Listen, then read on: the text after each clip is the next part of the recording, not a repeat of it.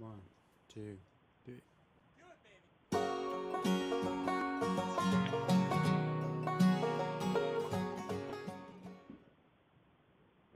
What's up, team? Today we're going to factor some messy polynomials. These are ones that look just really gross, don't even know where to begin. The way that we're going to approach these is first we're going to find some greatest common factors, and then we're going to practice our unfoiling. So it's kind of a blend of the last two types of factoring we discussed. Let's dive right in. So two examples today. This first one, we have 8x squared minus 24x minus 32. What we're going to do is first find the greatest common factor. I'm noticing that 8 goes into 8x squared, 8 goes into negative 24x, and 8 goes into negative 32. So our GCF here is going to be 8. We're going to undistribute that by dividing 8 out of each of these terms. 8x squared divided by 8 is x squared, negative 24x divided by 8 is negative 3x, and negative 32 divided by 8 is negative 4. Cool. You might think that we're done at this point in time. That's just not the case, because we can simplify this even further by unfoiling this quadratic here. So we're going to look for two numbers that multiply to negative 4 and add up to negative 3. So what I think we're going to end up doing here is negative 4 and positive 1. Negative 4 times 1 is negative 4. Negative 4 plus 1 is negative 3, so that checks out. This 8 is just going to kind of be on hold on the outside here, and then we're going to have x minus 4, x plus 1. So there we go. We've completely factored this polynomial up here. This one happens to have three different chunks here, as it were. So we are used to seeing stuff like this. Now that we've pulled the greatest common factor out of the original, we're going to multiply the whole thing by our greatest common factor. In this case, it's 8. Okay, one more of these for you. This one is a little bit heftier, but it's the same process. So 2x to the 6th power times y squared minus 12x to the 5th power times y squared plus 18x to the 4th power times y squared. So we have x's, we have y's, we have some bigger exponents, we have coefficients in front of each of these terms.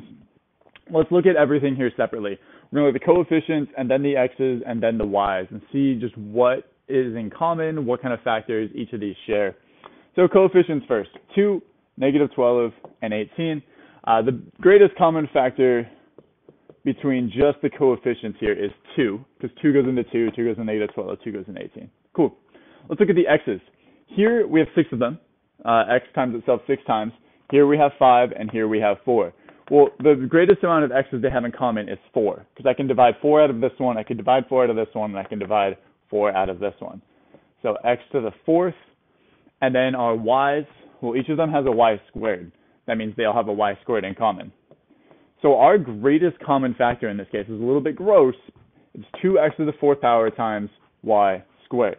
So that business is going to go on the outside when we undistribute. And then we're going to divide each of these terms by that. Again, coefficient, x's, and then y's. 2 divided by 2 is 1. Not even going to write it, just a placeholder. X to the 6th power divided by x to the 4th. That's x squared. Y squared divided by y squared. Again, that's just 1. Stuff times 1 is 1. So our first term boils down to x squared. That's nice. Next, negative 12 divided by 2 is negative 6. X to the 5th divided by x to the 4th is x. Y squared divided by y squared, that's 1. This term is done. 18 divided by 2, it's a positive 9. X to the 4th divided by x to the 4th, that's just 1. Y squared divided by y squared, also just 1.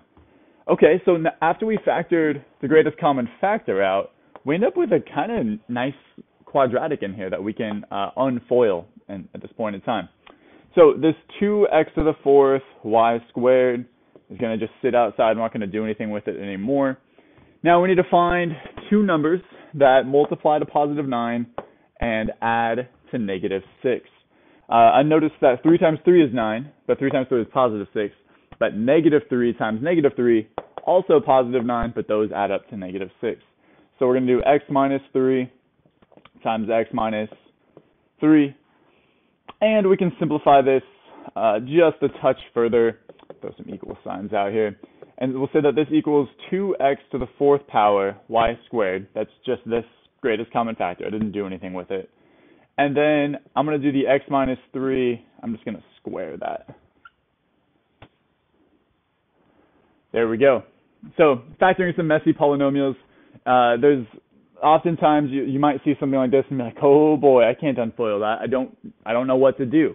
Well, if we pull out a greatest common factor, even if it's pretty gross looking, what's left on the inside of parentheses here is a quadratic that is fairly simple to factor. Okay, here it is. 2 examples. Let's dive into some practice problems. Let's make it happen.